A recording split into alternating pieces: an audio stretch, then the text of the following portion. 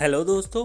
हाँ दोस्तों, आंसर की फाइनल आंसर की आ गई है। जो ऑब्जेक्शन रेज किए थे, टोटल 10 क्वेश्चंस पे ऑब्जेक्शन रेज हुआ था। 9 क्वेश्चंस थे फर्स्ट शिफ्ट के, एक क्वेश्चन था सेकंड शिफ्ट का।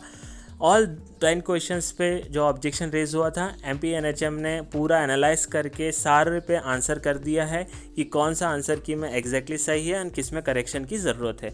तो आइए हम इस वीडियो में देख लेते हैं कि सारे 10 क्वेश्चंस को रिव्यू कर लेंगे एंड कहाँ आपका मार्क्स बढ़ सकता है। आप इन क्वेश्चंस को रिव्यू करके देख सकते हैं। यदि आप इस चैनल पर नए हैं तो प्लीज़ चैनल को सब्सक्राइब करें, लाइक करें एंड बेल आइकन दबाएं ताकि पल पल की सारी अपडेट्स MPNHM CHO की आपको मिलती रहे।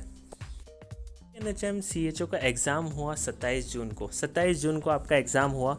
29 जून को आंसर की रिलीज़ हुआ एंड 29 जून से 1 जुलाई तक आपको ऑप्शन दिया गया था कि आप ऑब्जेक्शन रेज कर सकते हैं। NHM ने जो भी आंसर की दिया है, उस आंसर की में यदि आपको कोई आंसर गलत लग रहा है, कोई क्वेश्चन गलत लग रहा है कि क्वेश्चन गलत प्रिंट हुआ है, तो आप ऑब्जेक्शन रेज कर सकते हैं। कुछ बच्चों ने ऑब्जेक्शन रेज किया, तो यहाँ पे टोटल 10 क्वेश्चंस पे ऑब्जेक्शन रेज हुआ है एंड MPNHM ने फाइनली पूरा एनालिसिस करने के बाद उन 10 क्वेश्चंस पे रिस्पॉन्ड किया है। जो 10 क्वेश्चन है उसमें से 9 क्वेश्चन है वो शिफ्ट 1 के हैं एंड एक क्वेश्चन है वो शिफ्ट 2 का है। तो टोटल 10 क्वेश्चन है। तो आइए दोस्तों, सारे 10 क्वेश्चंस को रिव्यू कर लेते हैं कि आपके यदि आप इन 10 क्वेश्चंस में आते हैं तो आपके मार्क्स कितने कम या ज़्यादा हो जाएंगे, आप यहाँ से कैलकुलेट कर सकते हैं। तो दोस्तों, फर्स्ट क्वेश्चन जो इसका आया है, the function of flame cell is. Flame cell का क्या फंक्शन है? तो इसमें इंग्लिश टू हिंदी ट्रांसलेशन में थोड़ा मिस्टेक था, बट NHM ने बोला कि इसको गलती नहीं मानी जाएगी। तो सही आंसर जो है उसका, जो आंसर की में दिया है वही होगा। तो आंसर की में जो सही आंसर दिया है वो है मल त्याग। फ्लेम सेल का क्या काम है? एक्सक्रीशन का काम है। तो ये आपका फर्स्ट क्वेश्चन हो गया रिव्यू। सेकंड क्वेश्चन पे चलते हैं। सेकेंड क्वेश्चन था, the constant presence of a disease or an infection agent within a given geographical area. मतलब किसी एक पर्टिकुलर एरिया में कोई कॉन्स्टेंट डिसीज या इन्फेक्शन प्रेजेंट है तो उसको क्या कहेंगे, उसे हम क्या कहेंगे? तो इसका उन्होंने फाइनल जो करेक्ट आंसर दिया है, वो आंसर दिया है, उसे हम कहेंगे एंडेमिक, स्थानिक। इसे क्या कहेंगे हम? स्थानिक डिसीज। मतलब एक पर्टिकुलर जोग्राफिकल एरिया में कोई इन्फेक्शन या कोई डिसीज़ है तो उसको स्थानिक कहते हैं।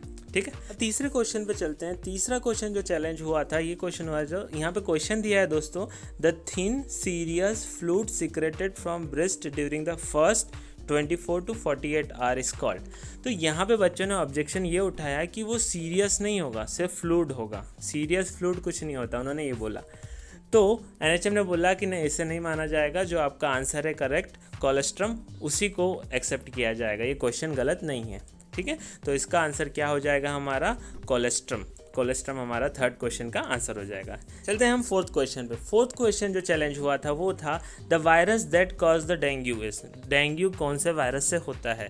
तो इसका जो आंसर है, उन्होंने बोला है कुछ मिस्टेक नहीं है, जो करेक्ट आंसर वही दिया है। तो फ्लेवी वायरस से डेंगू होता है। आपको ऑप्शन दिया है, फ्लेवी वायरस से क्या होता है? डेंगू होता है। ऐसा करेक्ट आंसर। चलते हैं हम फिफ्थ क्वेश्चन पे। फिफ्थ क्वेश्चन में जो चैलेंज हुआ है वो है, when a child is in acute phase of nephrotic syndrome which of the following is an essential measure the nurse should take. Nephrotic syndrome है किसी बच्चे को, तो नर्स क्या क्या करेगी? तो यहाँ पे चैलेंज हुआ था कि इसका आंसर होना चाहिए डिपस्टिक आर्ली डिपस्टिक करेगी, बट NHM ने बोला ये आंसर नहीं होगा। उसका आंसर होगा वे द चाइल्ड डेली, रोजाना बच्चे का वजन करेंगे। तो इसका जो करेक्ट आंसर होगा वे द चाइल्ड डेली। ये था हमारा फिफ्थ क्वेश्चन। आइए दोस्तों देख लेते हैं हमारा सिक्स्थ क्वेश्चन। तो सिक्स्थ क्वेश्चन जो चैलेंज हुआ था वो हुआ था regarding heart attack, the diagnosis of a patient assign to the nurse in the right side heart failure. Right side heart failure, तो which of the following condition a nurse can expect while assessing. तो इसका जो answer दिया है NHM ने final, वो है peripheral एंडेमा। Peripheral एंडेमा इस क्वेश्चन का आंसर होगा। तो आइए चलते हैं सेवंथ क्वेश्चन पे। सेवंथ क्वेश्चन है कि national mental health policy of India was launched in. तो national mental health policy India में कब लॉन्च हुई थी? तो इसका जो करेक्ट आंसर दिया है वो है 2014। तो national mental health policy of India was launch in 2014। देख सकते हैं आप। देख लेते हैं नेक्स्ट क्वेश्चन। एट्थ क्वेश्चन जो चैलेंज हुआ था वो technique of repeating the main message expression by the nurse is called. जो मेन मैसेज यदि नर्स रिपीट करती है उसे क्या बोलते हैं? तो उसका आंसर फाइनलाइज किया है रीस्टेटिंग। रीस्टेटिंग मतलब फिर से कहना, फिर से दोहराना। तो स्टेटिंग इसका आंसर होगा। नेक्स्ट क्वेश्चन देख लेते हैं दोस्तों। 9th क्वेश्चन जो चैलेंज हुआ है, 9th क्वेश्चन है the tone of voice, facial expression and body language belong to which type of communication. दो तरह का कम्युनिकेशन होता है, एक वर्बल कम्युनिकेशन, एक नॉन वर्बल कम्युनिकेशन।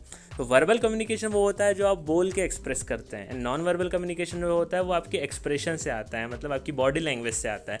तो इसका जो आंसर हो जाएगा वो हो जाएगा नॉन वर्बल कम्युनिकेशन।